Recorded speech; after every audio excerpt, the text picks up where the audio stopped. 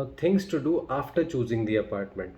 In this part of video, we will talk about what all formalities you have to follow after you finalize your apartment. After you confirm that you're gonna take the house, you talk to the agent or the landlord.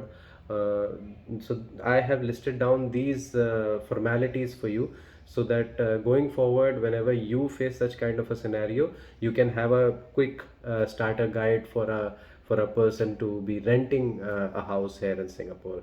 So here we go.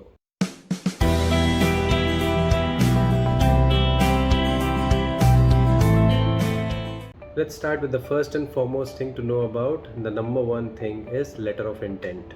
Once you choose your apartment, you need to make an offer to the agent, and that offer includes your rent and any minor changes you expect the landlord to make to the apartment before handing over the place. Minor changes के तौर पे आप landlord से request कर सकते हैं for things like a queen size bed, a jet spray in the toilet, minor repairs, etc. The agent mentions all these things in the letter of intent, gets it signed by you, and then he takes it to the landlord. अगर landlord को आपका offer किया हुआ rent और बाकी सारे conditions सही लगती हैं, then he also signs the letter of intent and sends it to you through the agent. Number 2, advance rent.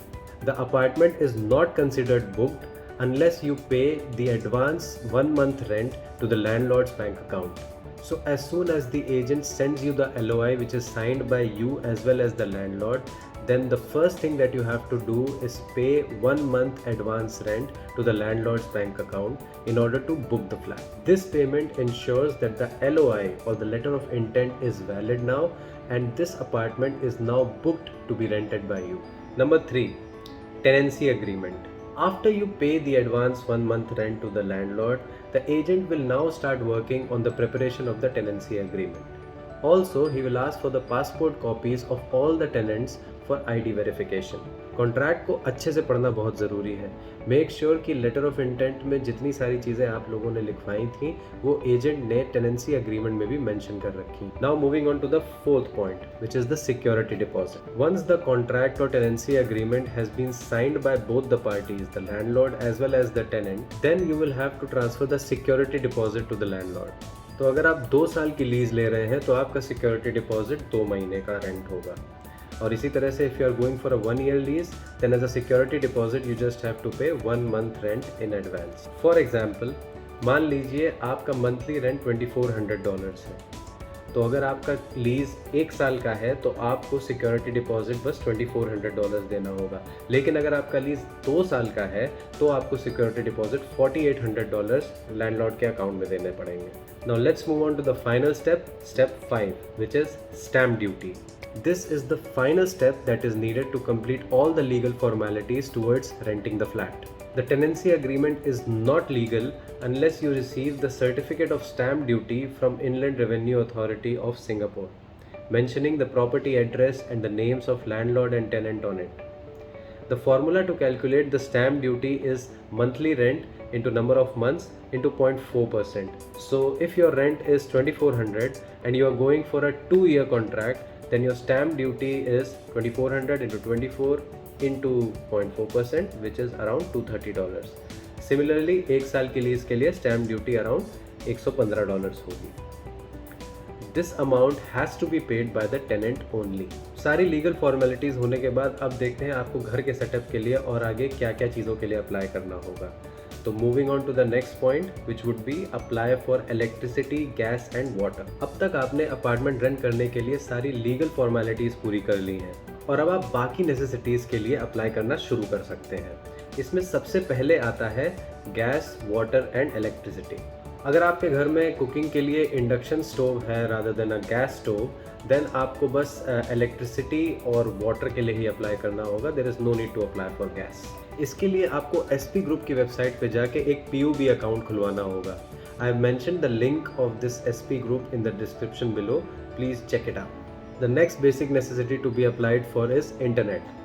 Nowadays, most of us are working from home, so internet is another necessity that you need when you're living in the house. So it's important to apply for a broadband connection before your move-in date. so that you can get the appointment from the broadband company close to your move-in date. This way you won't have to live in the house without internet for too long. As of now, the best plans and services are provided by Singtel, StarHub and M1 for a lease of 24 months. So you can go with any of these. I personally opted for StarHub's 1 Gbps plan during the Chinese New Year. So including all the promotion and everything, it's costing me around $39 per month. You can also opt for a 2 Gbps connection at a higher price, but usually for small households 1 Gbps is just good enough. Now, what to do on the moving date during the handover? When the agent and landlord hand over the apartment to you on your move-in date, they will share with you an inventory list which will list down all the furniture, white goods, electronic equipments, etc. that they are providing you with the apartment. The list could also have pictures of these items, and the landlord expects you to return these items as they were when you end your 1 year or 2 year lease duration. So it's very important to go through that list. Also, the best thing is to record a video of the whole house and show the current state of the apartment and share it with the agent. This way the landlord can't hold you responsible for any damage that was already there before you moved in. Agent and landlord might check your original passes on the move-in date, so keep them handy. The agent will also inform you that you need to take care of the maintenance of ACs every quarter. So once every 3 months, you will have to get the air cons serviced and keep the receipt from the vendor safely with you, as the agent will ask you for all the receipts when you decide to move out of the apartment. Professional cleaning and curtains washing. अगर आपके landlord ने आपको ये property professional cleaning करवा के और सारे curtains wash करवा के दी है, देन आपको भी मूव आउट करने से पहले ये दोनों चीज़ें करवानी होंगी. बट इसके लिए ज़रूरी है कि यूनिट के हैंडओवर के दिन एजेंट या लैंडलॉर्ड प्रूफ के तौर पर आपको दोनों सर्विसेज की रिसीट दिखाए with recent date. Similarly apartment से मूव आउट करने के टाइम पे आपको भी professional cleaning and curtains wash करवाकर उसकी रिसीट एजेंट या लैंडलॉर्ड को दिखानी होती है. Both these services usually cost around $200 each in Singapore. Agent fee. While showing you the properties, the agents clearly mention if they will be charging agent fee or not. Usually the listings shown in Property Guru are listed by the agents hired by landlord, and they don't charge any agent fee from the tenant. But अगर आपने खुद के agent के through घर लिया है, then handover के बाद आपको उसे एजेंट फी देनी होगी. In return, that agent will act as your representative to the landlord during the whole lease duration. You will have to communicate only through your agent, and it's his job to talk to the landlord or agent hired by the landlord. The agent fee is supposed to be equivalent to half of your monthly rental charges if you're signing for a 1-year contract, and equivalent to 1 month rent if you're signing for a 2-year contract. Last but not the least, 30 days defect free period. आपके tenancy agreement में defect free period ज़रूर mention होना चाहिए. इसका काफ़ी ज़्यादा importance है. मान लीजिए आपके मूव इन करने के कुछ दिन बाद ही वॉशिंग मशीन या फ्रिज ख़राब हो गया, या फिर आपके वॉशरूम में कोई प्लम्बिंग इशू आ गया, या फिर आपने कुछ ऐसा डिफेक्ट नोटिस किया जो मूव इन करने के पहले आप नहीं कर पाए. उस केस में ये 30 डे डिफेक्ट पीरियड का क्लॉज काम आता है. मूव इन करने के विद इन 30 डेज आप इस तरह के डिफेक्ट्स की जानकारी अपने एजेंट एंड लैंडलॉर्ड को दे सकते हैं, और इनका रिपेयरिंग कॉस्ट पूरी तरह से लैंडलॉर्ड ही पे करता है.